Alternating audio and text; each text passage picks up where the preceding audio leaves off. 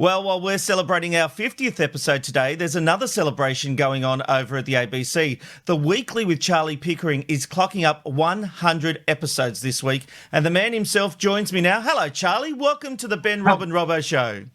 I'm so glad to be here, and I have to say, I saw Mark Fennell on your show. Yes. And he really brought some great production values with him. And I set myself the challenge of I've got to look as good as and look how bad my office is. I'm talking into a phone taped to the monitor of my computer. Which has now gone a bit skew-if. Yeah, there we go. I'm straightening up. There we go. That's a much better shot. No, so very well done.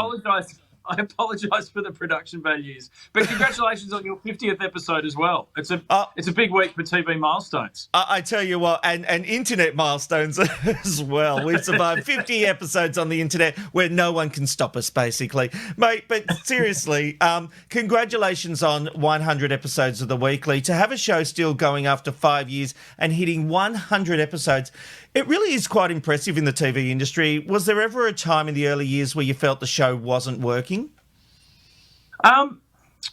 It's funny. Sometimes I feel that every week. but I actually think that's kind of why we're still around. I make the show, my fellow EPs, there's Joe Long and Chris Walker, and we've been making it for a number of years. And we've always just had the attitude that we're never finished trying to get the format right, or we've never trying to figure out the best way to do the show. So I think, along the way, some episodes have felt easy, some have felt hard. There's a great team that makes it, just an incredible team. But always we're thinking, how can we make it better? And we have the attitude that half an hour on the ABC once a week is one of the greatest privileges you can ever have. So we really have to make the most of it. And so every year when we wrap the season, we then watch all of the episodes back and we make notes and go, right, how would we do it better? How can we improve the show? And we try to make improvements every year. That said, you can have the best plan in the world and then COVID hits and you have to learn how to make the show completely differently. You have to make up an entirely new format just to pull it off, So there's always going to be challenges, but we feel pretty good about it. Well, it's funny you mentioned COVID because the show has changed due to the COVID impact. You've taken away the shiny floor and you've actually you've rolled out a new set and a sort of bunker mentality. Yeah, and we thought that was kind of important. Normally we've got as you say, a shiny floor show. It looks more like a Tonight Show, and we've got an audience of like 200 people. And the whole point of writing the jokes is to get a big round of applause from the audience.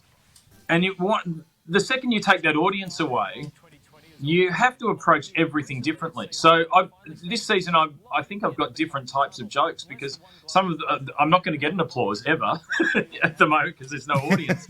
So I can be big, I can be small. And I think that the way we're doing the show this year is definitely more intimate. Because of that, it's just me and whoever's at home. Do you think that when the COVID-19 restrictions end, you're going to have a choice? Do we go back to the big shiny floor or do we embrace where the show has evolved? Yeah, look, I think that is a decision we'll have to make because there are parts of how we're doing the show now that I really like. And I think there's parts that I think are the best version of the show that we've made. Yep. But at the same time, it's funny because it's 100th episode, we're going back looking over old highlights and cutting them together and watching episodes where you hear an audience laughing. Yes. And you just go, oh, yeah, that's really lovely. That sound of the audience laughing, it's quite a nice sound, isn't it? We'll see what happens. Maybe we can do a combination of the both, but they're very different versions of the show to make. Okay, so let me ask you this. At what point did you feel in those early days that the show was hitting its stride? Was it when Hard Chat was making a lot of noise? What was it about the show that was connecting with the audience? Yeah, I think Hard Chat was probably the first thing to really cut through and sort of get a life outside the show. I think also there was just a point where Kitty started to feel really comfortable and really started to win over the audience. And, yes. And also, I think early on, when I was still figuring out how to do other parts of the show, I actually thought my interviewing was working well. I thought we had some good interviews that connected with, with guests and they came up well. and I think that really helped the whole show start to click after that. But it's one of those things that, like, when I set out to make the show, my whole attitude was I just wanted to create a platform where my funniest friends could get at an audience without a bunch of producers getting in the way. And it was when it started to feel like that, when Kitty and Tom were really making an audience laugh and no one was telling them not to do the things that they've always wanted to do. And that felt like we were doing the show the right way. Kitty is brilliant, although I did have one issue with Kitty the day she talked about Santa Claus on the project, but, that's a whole other thing. But, well, I didn't have kids at the time, so I wasn't too bothered. And now I know that would be a difficult conversation. Yes, absolutely. But it is interesting that you've had a long relationship with her and you're working with her. Yeah, it's funny. We started, we're both stand-up comedians, and I actually landed in London, and the apartment I was meant to be staying in fell through.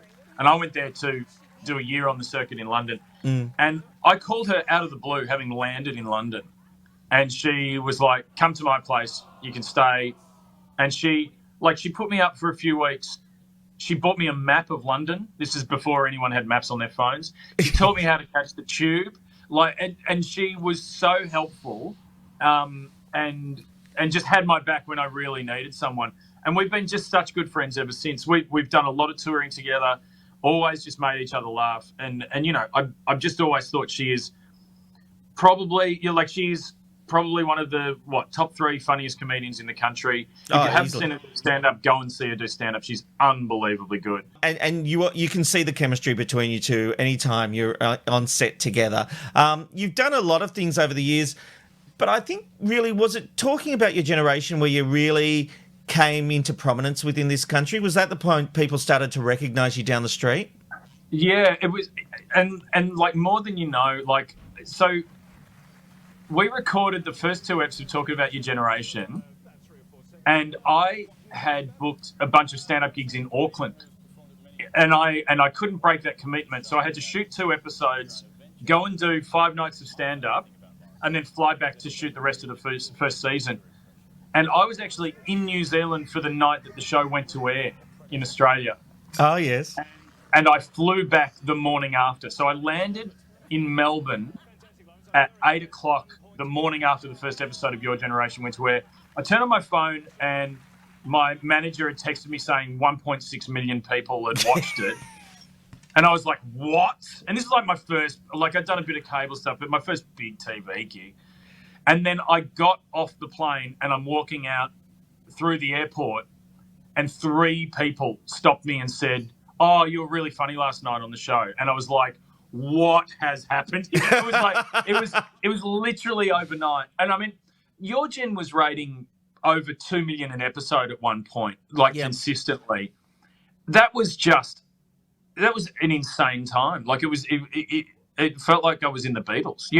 All of a sudden, every time I went down to the shops, people would stop me and talk to me. And it was like a really different, it changes so rapidly. It changes your life really quickly. And then the project happened straight after that.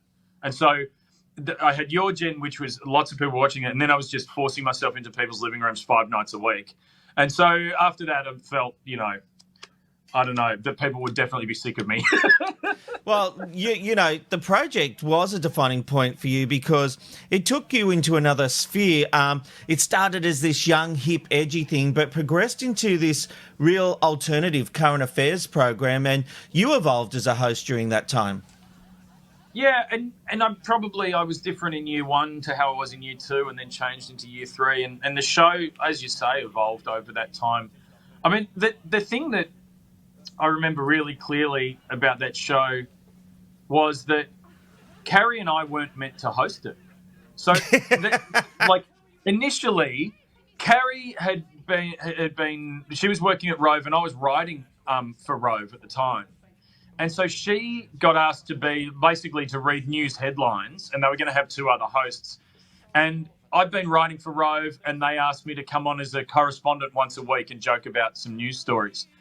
And so when they were auditioning for hosts, they got Carrie and I to help audition the hosts. So we'd be sitting on the ends of the desk and the hosts would be sitting in the middle. And we saw everyone audition. And then there was literally, this is absolutely true, there was like 5 minutes of studio time left one day of these auditions. And they got Carrie and I to sit in the middle and to have a go at hosting it. And they like we did it for 5 minutes and it just felt right. And then later that night we got a call and they said, can you come in and do more auditions? And we ended up getting the job. So it's like we weren't meant to be doing it. They'd planned for other people to do it. Can't fake chemistry.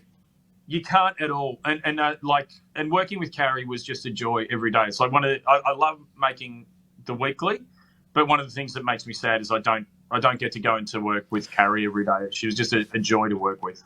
Although you still have a connection because you mentioned the executive producer, Chris Walker, who is Carrie's partner. So it's all sort of still in the family.